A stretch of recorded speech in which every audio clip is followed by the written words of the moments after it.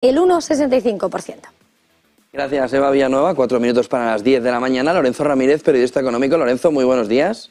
¿Qué tal? Buenos días, José Antonio. He pasado todo el fin de semana pensando, cada vez que veía una información en El País, en tal, medios de izquierdas, en la soga verde. Esa reflexión que hace todos los medios de izquierdas coordinados en la relación entre la sequía y la inflación, como si la inflación alimentaria no nos viniera por el impuesto del plástico, como si no tuviéramos una inflación provocada sobre todo por los bancos centrales y por los gobiernos gastones. Ahora que se ha ido la inflación de Putin, llega la inflación de la sequía. ¿Cómo estás viviendo todo ese movimiento de izquierda coordinada en decirnos el problema de la inflación ahora va a ser la sequía? Hay una agenda muy clara, hay una agenda que se puso en marcha ya hace muchos años, que sobre todo en los últimos ha cobrado una mayor importancia. Con el paréntesis pandémico, yo creo que en este caso la pandemia pues ha servido a muchos ingenieros sociales para establecer un poco mecanismos de control de la población, con la mirada puesta en esa falsa lucha contra el cambio climático. A mí me molesta mucho que se utilice esto porque realmente la gente que en teoría nos dice estar pues adoptando medidas para luchar contra los efectos adversos, ¿no?, del cambio climático en el hombre, realmente son a los que menos les interesa y les importa la naturaleza, ¿no? Y lo único que están buscando, como tú mismo estás explicando, son excusas para una serie de políticas erróneas. Es cierto que la sequía es un problema, es cierto que la sequía es inflacionaria, en el caso del precio de los alimentos es evidente, pero si hubiera unos mercados eficientes, si hubiera unas aperturas de fronteras, si hubiera una garantía de que los productos que se están vendiendo en Europa pues cumplen una serie de normativas, y además pues que hay unos mercados medianamente eficientes, pues no debería haber mucho problema, porque si hay sequía en un sitio pues puedes obtener los productos de otro. El problema es que los burócratas han creado barreras, no han protegido sus mercados interiores, han utilizado la subvención, la política agrícola común, como una manera de sobornar, porque prácticamente ha sido así, creando un síndrome de Estocolmo, ¿no?, en muchas explotaciones agrarias que ahora están viendo cómo están desapareciendo, en buena medida gracias a esos costes medioambientales, a esos costes, fíjate la paradoja, creados a partir de regulaciones que en teoría dicen luchar para proteger la naturaleza y en realidad lo que están es cargándosela. El tema de los incendios, ya empezó Sánchez a calentar el asunto con lo de los incendios, es otro ejemplo claro. El monte está abandonado, el campo está abandonado, no hay ningún interés en que realmente pues los profesionales que están todos los días en el campo pues puedan realizar su labor, y eso además pues es la mejor garantía contra o para proteger los ecosistemas, por mucho que nos estén diciendo lo contrario. Al mismo tiempo se favorece a determinadas multinacionales que lo que hacen es imponer modelos de explotación muy intensiva, lo cual, bueno, pues también va en contra de esa naturaleza. Pero efectivamente es un cambio de discurso. Ya no se puede echar la culpa a Putin. Ellos quieren también eludir todos los efectos que ha tenido sobre la inflación, esa creación de dinero artificial, sobre todo en el año pandémico. Recordemos que el año de la pandemia es el año en el que se crearon más dólares de las últimas 2 décadas, solo en un año. Entonces, es notable, ¿no?, esa expansión monetaria que al final siempre tiene que dar lugar a inflación. Hasta ahora no se había producido esa inflación en buena medida porque había también tendencias deflacionarias, sobre todo a nivel mundial, productividad, mercados, etcétera, etcétera. Pero en el momento en el que hay una crisis de oferta también, en el momento en el que las cadenas de suministro se rompen, pues esa inflación llega. Siempre hemos dicho que la inflación es como el genio de la lámpara, ¿no?, que sale de la lámpara, pero luego a ver quién es el guapo que le mete dentro. Y una vez que ya está instalada un poco en la esencia, ¿no?, una vez que hace metástasis en la economía, es muy difícil sacarla, y entonces hay que buscar excusas. ¿Qué mejor excusa que la que permita seguir aumentando regulaciones? No olvidemos que las políticas denominadas climáticas son profundamente inflacionarias. Es decir, el hecho de cambiar energías fósiles que son más baratas que las energías renovables, la producción de las energías renovables, bueno, pues es un hecho profundamente inflacionario. El hecho de establecer barreras al comercio es profundamente inflacionario. Y el hecho de imponer impuestos al CO2, como bien sabes, la semana pasada Europa debatió esto y se ha decidido también no solo poner impuestos a los productos de CO2, imponer una tasa de CO2 a los productos que compremos de fuera de la Unión Europea, sino que dentro de la Unión Europea también vamos a tener que pagar esos impuestos, esa tasa de CO2, que yo siempre digo, medio en broma, medio en serio, que al final nos van a cobrar por respirar, ¿no? No olvidemos que el CO2 también lo necesitan las plantas. Una cosa es la contaminación, otra es el CO2, pero claro, todo esto no se le explica al personal, porque lo que interesa pues es buscar excusas y seguir aumentando o seguir cerrando esa soga verde, que yo le denomino así soga verde porque en realidad es la soga del ahorcado. No es que nos estén ahorcando, sino que nos ahorcamos nosotros solos diciendo que todo esto es muy resiliente, muy sostenible, muy inclusivo y realmente pues supondrá de una u otra forma que vamos a volver a las cavernas, José Antonio. Solo un añadido más, porque hay mucha parte de la audiencia que se pregunta y están más o menos en los dos lados. No está claro que estén en el lado del tema de las presas, que en España se están destruyendo a un nivel mucho más rápido que en el resto de Europa, donde también se están destruyendo con el argumento de que el río tiene que volver a su cauce. Los que están al lado de la presa dicen, pero qué cauce. Y luego está quien dice, oiga, ¿para qué queremos presas si no llueve? Y está el de enfrente que le dice, hombre, para lo poco que llueve, coge el agua, ¿no? ¿Cómo ves la fotografía alrededor de uno de los discursos más importantes que vamos a ver en los próximos años? Y es si esas presas están haciendo un papel fundamental en las últimas décadas o si es mejor destruirlas como está haciendo este gobierno. Bueno, hay un factor también importante político y de propaganda en este sentido. Recordemos, de eso siempre, ¿no?, que se ha comentado todos los pantanos que hizo Franco, y eso es algo que el Partido Socialista siempre ha estado en su esencia a acabar destruyéndolo, ¿no? Si te fijas, todas las grandes peleas que ha tenido el Partido Popular y el Partido Socialista en materia hídrica han tenido que ver con trasvases de ríos, han tenido que ver también con el tema de las presas, el trasvase Tajo Segura, ese que parece que es complicado y que se está evitando o se está perjudicando a muchos agricultores, que no se les deja acceder a un agua, que ese agua está, es decir, no hay un problema de que no haya agua en las presas, el problema es que no está lloviendo y el gobierno se está cargando las presas, entonces evidentemente pues que hay un problema hídrico, pero generado por el propio gobierno, ¿no? Luego también es importante otro tema que no se pone sobre la mesa y es el tema de la geoingeniería. Aunque hay mucha desinformación al respecto, bueno, pues es notable que hay proyectos en marcha para también provocar sequías. En realidad, robar nubes para generar lluvias en determinados lugares, y en España pues también hay proyectos de este tipo, según refleja el propio Boletín Oficial del Estado, como hemos comentado en muchas ocasiones. Pero el tema de las presas, como bien dices, es importante y además tiene un efecto no solo en el sector agrícola, sino también a la hora de generar energía.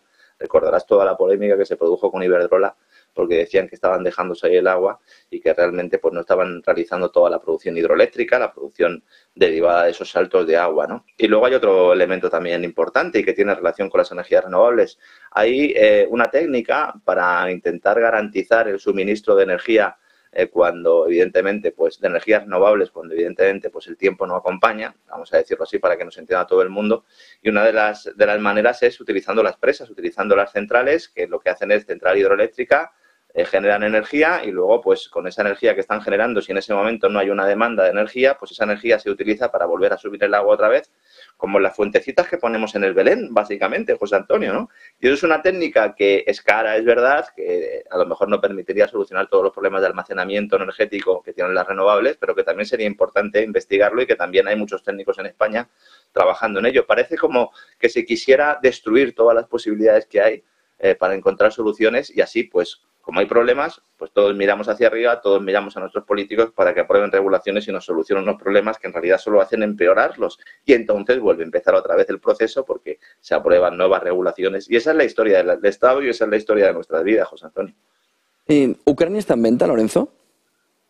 Bueno, yo lo de Ucrania es uno de los mayores escándalos que se están produciendo en estos momentos. Yo llevo ya muchos meses advirtiendo que es el único caso en el que hay un país en guerra y ya en octubre, es decir, hace 6, 7 meses se estaba ya analizando ese plan Marshall, ¿no?, para recuperar el país cuando todavía está en guerra, pero es que en estos momentos el país se está preparando para vender grandes empresas públicas a precios de saldo, nótese antes de que acabe el conflicto bélico.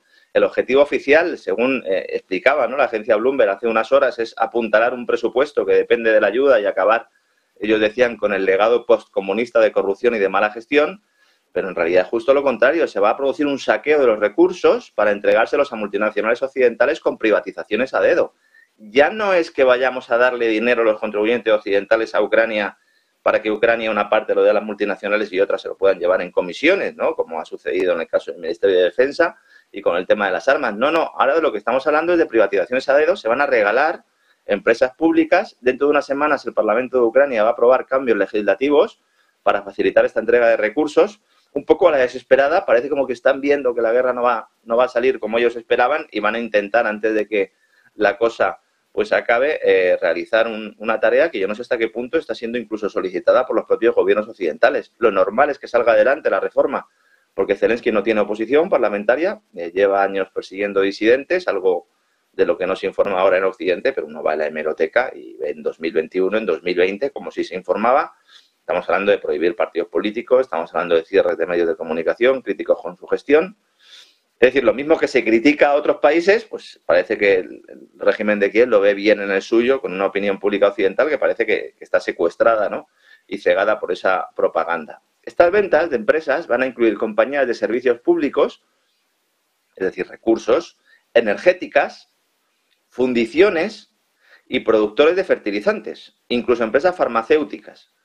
Una estrategia que va a ir acompañada también de concesiones de tierras agrícolas y mineras, según ha explicado en una entrevista el encargado, el director del Fondo Estatal de la Propiedad, Rustem Umeroy. Esto es una especie de sociedad estatal de participaciones industriales, una especie de SEPI, a la ucraniana, no tiene nada que ver con un fondo soberano, aunque se llame fondo, y son unas declaraciones, insisto, que han salido en prensa occidental, que no es nada sospechosa de servir a intereses rusos, ¿no? Bueno, este tipo, Umeroy, es la 8ª persona que se hace cargo de este fondo desde el golpe del Maidán, lo que el régimen de Kiev llama la revolución de la dignidad, ¿no?, que derrocó a Yanukovych en 2014. Ha tenido 8 tipos ahí. Y además, es un agujero negro, porque es que, vamos a ver, 2 de los directores de este fondo se han suicidado. No uno, 2. O no, los han suicidado. Yo no sé si han empleado la técnica Epstein en este caso. Otro de los presidentes está siendo investigado por malversación de caudales públicos, y este es el que quiere ahora aprobar o sacar adelante reformas normativas para realizar esta privatización de grandes empresas y, bueno, pues arrendar también tierras agrícolas a multinacionales, ¿no? Todo esto está sobre la mesa. Todo esto está sobre la mesa al mismo tiempo que Naftogaz, la gran energética, la gran gasista, la gran petrolera ucraniana, está en conversaciones con ExxonMobil y con Chevron, las multinacionales de Estados Unidos, y con Halliburton, uno de las corporaciones referentes del complejo militar industrial, tal como ha publicado también Financial Times en las últimas horas, para llegar a acuerdos para la extracción de recursos naturales en Ucrania. Están los responsables técnicos de Naftogaz, están en Washington y están negociando no solo con estas empresas, sino con aseguradoras que garanticen que esas multinacionales no van a arriesgar ni un solo dólar. Entonces, la idea es explotar reservas de gas natural que tiene el país y que hasta ahora no hayan sido desarrolladas porque las jugosas comisiones que cobraba Kiev por dejar pasar el gas ruso a Europa no hacían necesario invertir para sacarlo del subsuelo. Y ahora, fíjate, José Antonio, cuando todavía, insisto, está la guerra, bueno, pues yo no sé si viviendo sus últimos estertores, ojalá, pero desde luego que está muriendo ahí gente todos los días, esto ya están pensando en cómo se reparten la tarta. Y es el país en concreto que está en la guerra, es decir, no es un tercero que se acerque solo, sino que es el propio Parlamento del país. Yo creo que esto es escandaloso y sobre todo que no se le esté dando pues la importancia que tienen muchos medios occidentales. Yo creo que ilustra bien hasta qué punto la propaganda viene de los dos sitios, ¿no?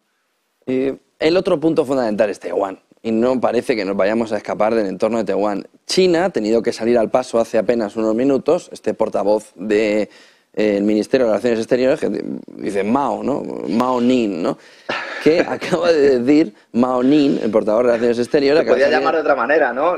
Se le podía haber cambiado el nombre. Debe haber tradición alrededor de Mao, ¿no?, de llamarse Mao allí. Que viene en relación con las palabras del embajador chino en Francia, sí. El embajador francés de China, que ha apuntado que es que hay repúblicas soviéticas que eso de la independencia hay que cogérselo con papel de fumar. ¿Qué ha dicho Mao Ning?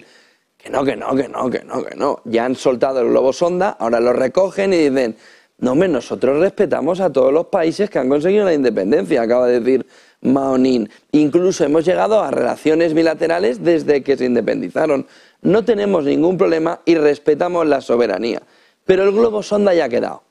Y sí. Estonia, Lituania, Letonia ya están con un cabreo de 3 pares. Pero a esto hay que sumarlo a lo que hemos visto en los últimos días, que es cómo el complejo militar de Estados Unidos llegaba a un acuerdo, sobre todo fundamental, de armamento con Taiwán para llenarle hasta los dientes. De tal manera que además, Taiwán es el foco, Lorenzo. Diciendo además que no es suficiente, que hay que mandar más armas. Y por si todo esto fuera poco, que estás contando, este fin de semana va a Borrell y dice que buques europeos tienen que patrullar el estrecho de Taiwán. Comentarios que se producen 2 semanas después de las polémicas declaraciones de Macron, después de llegar de China, que yo creo que vino el hombre cambiado, ¿verdad? Alguno dice que si no era él, hombre, evidentemente era él. Lo que pasa es que es inteligente y sabe a qué cartas tiene que jugar ahora, y diciendo Macron que en realidad la política de una sola China, que es la que respeta un poco el statu quo, diciendo que Taiwán no puede ser independiente y que al final pues China y Taiwán forman parte del mismo país, que Europa no la cuestionaba. Yo, después de escuchar a Macron decir esto, la verdad es que me entraron dudas y me fui a normativa europea y me fui a discursos incluso del propio Borrell, y es verdad que la posición oficial de la Unión Europea no está en confrontación con la de una sola China. Es decir, la Unión Europea en este sentido estaría más cerca, al menos según todos los documentos y todas las conferencias y todos los discursos que se han dado hasta ahora, estaría más cerca de China, de la posición de China, que la de Estados Unidos, ¿no? Entonces, Macron, cuando dice que no hay que seguir a Estados Unidos ni a China con respecto al futuro de Taiwán, en realidad lo que está diciendo es que no hay que seguir a Estados Unidos. En medio de todo esto, llega el embajador chino en París, además en un canal de noticias, y hace las declaraciones que apuntaba, diciendo que los países surgidos tras la caída de la Unión Soviética no tienen un estatus efectivo bajo el derecho internacional, porque no existe un acuerdo que confirme su estatus como nación soberana. Ya no es que diga que están siendo influidas por el amigo americano o por el amo americano, es que dice que ni siquiera tienen estatus jurídico de país. Claro, se lía parda, los comentarios arrojan dudas no solo sobre el estatus de Ucrania, sino sobre el de todas las antiguas repúblicas soviéticas que acabas de mencionar en estos momentos. Y mientras, el complejo militar industrial de Estados Unidos no solo logra que se firmen contratos para enviar nuevo armamento, sino que pide armar a Taiwán aún más a través de un juego de guerra del Center for New American Security, que es uno de los think tanks de referencia, ¿no?, del complejo militar industrial de Estados Unidos, que está siendo debatido en el Congreso del país, y que concluye que a Washington le sería imposible reabastecer a Taiwán con armamento en caso de una supuesta invasión china a la isla. Es decir, ellos ya dicen, mira, va a haber una invasión, si hay una invasión yo no voy a poder enviar armamento, con lo cual lo voy a ir enviando ya. Esto es más viejo que el tabaco. Esto cada 6, cada 8 meses salen medios norteamericanos. Este estudio del Center for American Security, yo ya lo he visto tuneado en diferentes versiones, siempre estamos en lo mismo. Claro, para participar en este nuevo foco de atención al que se quiere llevar a la opinión pública, el de Taiwán, al mismo tiempo que se solicita más dinero para la industria de la muerte. Porque claro, el informe que dice pues que hay que gastarse 19.000 millones de dólares pagados por los contribuyentes y entregados a ese mismo complejo militar industrial, que es el que hace el informe. Y todo esto se está debatiendo en un comité de la Cámara de Representantes de Estados Unidos dirigido por un republicano. Siempre cargamos las tintas contra Biden, pero cuidado, aquí tenemos a un republicano, se llama Mike Gallagher, este no tiene nada que ver con el de Oasis tampoco, y que además de pedir más dinero, solicita elevar ejercicios militares conjuntos, reforzar las instalaciones militares en la región del Asia-Pacífico, más bases, y aumentar la producción de misiles de largo alcance. Y además, justificando todo esto diciendo que tiene China pues una capacidad cibernética importante que no solo le permite realizar hackeos o realizar ataques informáticos, sino que también le puede garantizar el control de los satélites de Estados Unidos. Mensaje que está saliendo de la antigua Oficina de Seguridad Nacional del que era vicepresidente Cheney, que es un John Hancock, se llama el tipo, John Hancock, que es otro de los halcones claros del Pentágono, ¿no? Recordemos que en el Pentágono, en los documentos que se filtraron, que se han estado filtrando en las últimas semanas, ahí había un plan de China para utilizar armas cibernéticas para secuestrar satélites occidentales utilizados en el ámbito de la comunicación. Vemos, por tanto, cómo todo se está moviendo. Ya no saben cómo darle carpetazo al tema ucraniano para ir fijándose en Taiwán. Igual que hicieron en Afganistán, había que cerrar la puerta de Afganistán para abrir la de Ucrania. Ahora quiere cerrar la de Ucrania para abrir la de Taiwán, José Antonio. Un último punto. Claro, aquí pasa desapercibido que España está al borde del default. Claro, pasa desapercibido que hay un laudo de más de 900 millones de euros que España está no atendiendo. Que por 100 millones la que liamos con Rusia en su momento. Pero ahora hay un laudo en el que a España más de 900 millones está dándole una patada hacia adelante. ¿Cuál es la verdad y qué está sucediendo, Lorenzo, alrededor del default español por culpa de las renovables? ¿Qué está pasando y qué no nos están contando? Aquí hay un tema importante. Ya el gobierno de Zapatero, ya con Miguel Sebastián, llega un momento en el que ven que las primas a renovables que se estaban dando en España eran insostenibles. Recordemos que las primas a renovables no solo era darles una subvención a los productores de energías renovables, sino garantizarles una rentabilidad. Esto es un escándalo ya de por sí. Alguno puede pensar que para fomentar determinadas políticas públicas o para realizar determinadas inversiones hay que garantizar una rentabilidad. Pero claro, estas renovables estaban compitiendo con otras fuentes de energía. Entonces, esto generó mucha polémica. Miguel Sebastián ya intentó rebajar estas primas. le dieron hasta en el documento nacional de identidad y luego ya cuando llega el gobierno de Rajoy directamente se carga estas primas a renovables con un problema, que llegó como un elefante en una cacharrería, entonces violó toda la seguridad jurídica, porque claro, o sea, si tú creas un contexto, garantizas una serie de rentabilidad por unos determinados años, pues hay inversores que meten ahí su dinero y luego en mitad de la película no le puedes cambiar el argumento, y es lo que hizo el gobierno Rajoy. Muy buena parte de bonos emitidos por estas empresas se quedaron un poco en el limbo y hay otras compañías financieras que dijeron, bueno, pues nosotros compramos estos bonos y luego ¿qué vamos a hacer? Pues vamos a intentar cobrarlos. Esto es como el cobrador del frac o como otras empresas que se dedican a comprar deuda que no se va a poder cobrar y luego pues la intentan cobrar, aunque sea con una quita, pero algo sacan, ¿no? Como la compran con descuento. Uno de estos fondos se llama Blasket Renewal Investment.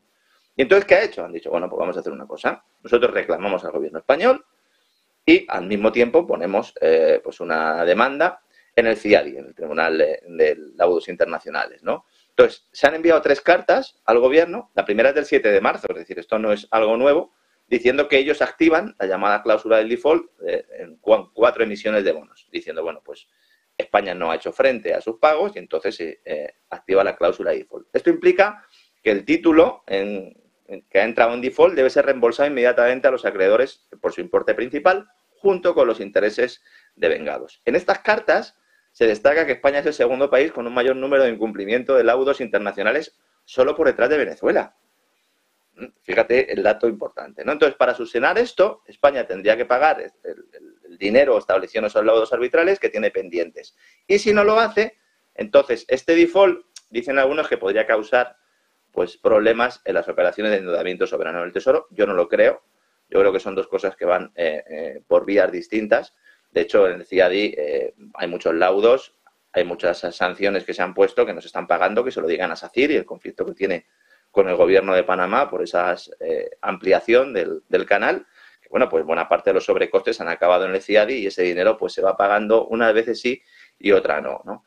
Entonces, ¿qué es lo que sucede aquí? Pues que esto ha generado mucho revuelo porque este mismo fondo es el que, según además publicó El Mundo en exclusiva, ha activado también el embargo de la sede del Instituto Cervantes en Londres. Esto ha hecho que mucha gente pues, nos pregunte, a ti te habrá pasado, José Antonio, a mí también nos dicen, oye, ¿cómo es esto de que España está en impago por el Instituto Cervantes de Londres? Pues son los mismos, y también los mismos que están reclamando por una agencia de la Generalitat Catalana, también con un tema en la capital británica. Y todo esto se ha notificado al ministerio que dirige Calviño.